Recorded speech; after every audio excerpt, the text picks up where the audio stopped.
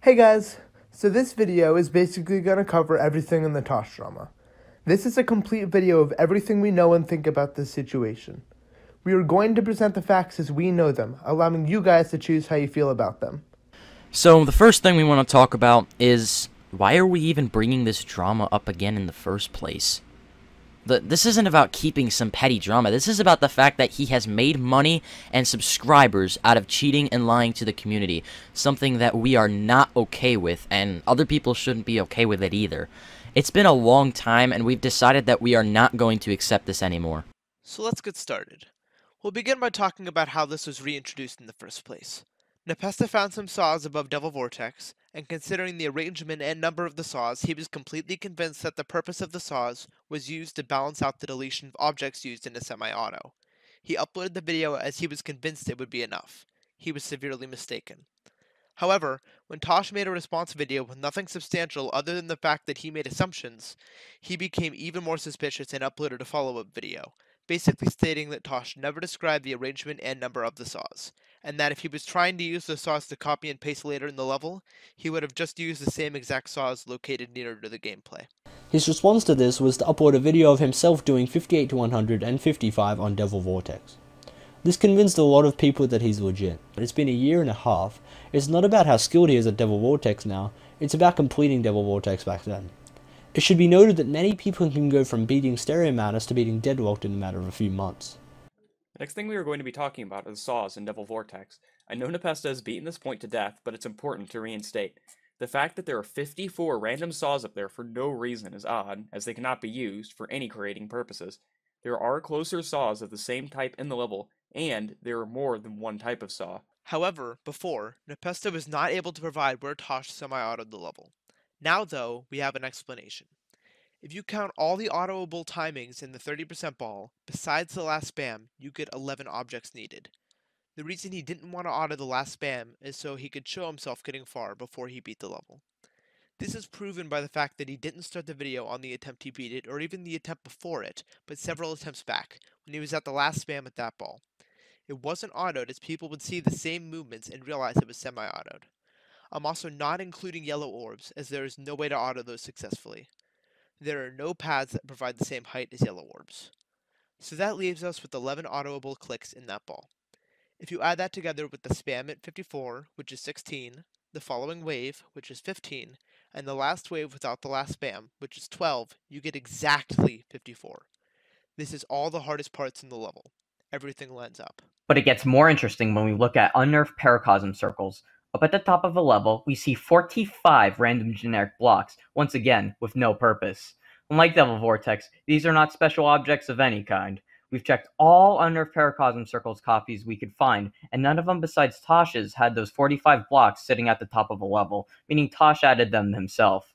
Why would he do that? Well, 45 is just about how many pads or gravity portals he would have needed to auto most of the last wave. The last 30% of this level is really hard and inconsistent, while the first 70% is much easier. This leads us to the following conclusion. Tosh verified the level with most of the last wave being auto, and stopped the recording before uploading his copy. He then went into the editor, got rid of all the pads or portals, and balanced it out by adding blocks at the top of the level, thinking nobody would ever find them in order to keep the amount of objects unchanged. Just like the Devil Vortex video, he doesn't upload his copy of unnerved paracosm circles in his video, which only strengthens this point. There's a couple more things we want to say about Devil Vortex and his skill in general. Firstly, we like to point out that he claims to have beaten Bloodbath in around 7,000 attempts, which would make him at the moment the best player in the world. This is supported by the claim that he beat Devil Vortex in 5,000 attempts. But if you look at his other accomplishments, it just doesn't line up. If that's how long it took him to beat Bloodbath and Devil Vortex, 5,000 attempts to beat Breakout and Artificial Ideology, both of which he beat after Devil Vortex, seems like a lot. This isn't an insult to his skill, this is a demonstration on how inconsistent his skill is. Yet another thing I'd like to talk about. Some of you who've been around for long enough might know about ToshDeluxe challenge, a challenge Tosh verified a very long time ago. It was basically 70 to 100 on Acropolis, but very buffed. Here you can see Gabs DMing with someone we decided not to mention, as we do not want to get them involved in this situation.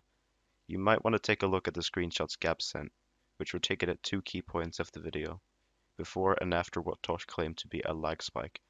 As you can see by looking at the square, the wave trail isn't at the same place after the lag spike as it was before it. The person we censored told Tosh, who then took the video down, but we still have these DMs to back up the evidence. Now, here's the thing I would like to talk about.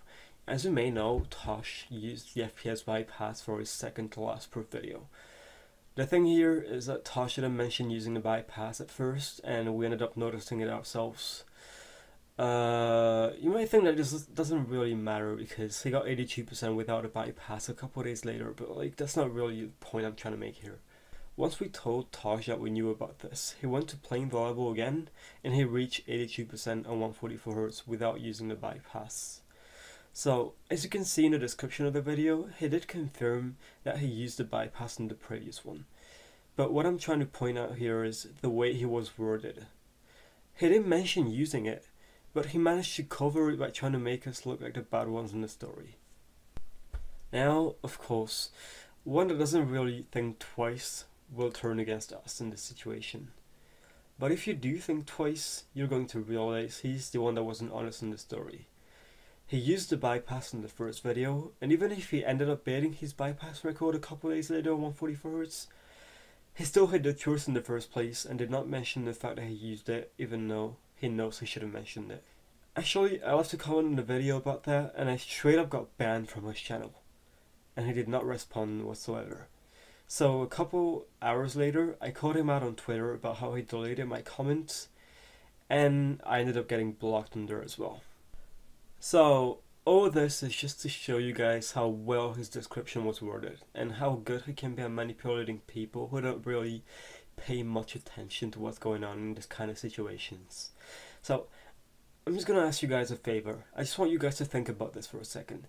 He confessed to using it only because that way he would get away best, and also because he just couldn't deny using it. So all I'm asking you guys to do is, please, in this kind of situations, take the time to read between the lines, because it can just make so much of a difference for everyone. One last thing we'd like to point out. In Tosh's old Devil Vortex video, you can see that Tosh used a macro to do the spam at 54. This is supported by the evidence that the height of the waves are at the same pixel on every click. Not only that, but you can see that he reactivates the macro at the end of the level. As you can see, these wave movements at the end and these wave movements at 54 are the exact same, leading us to the conclusion that he used the macro.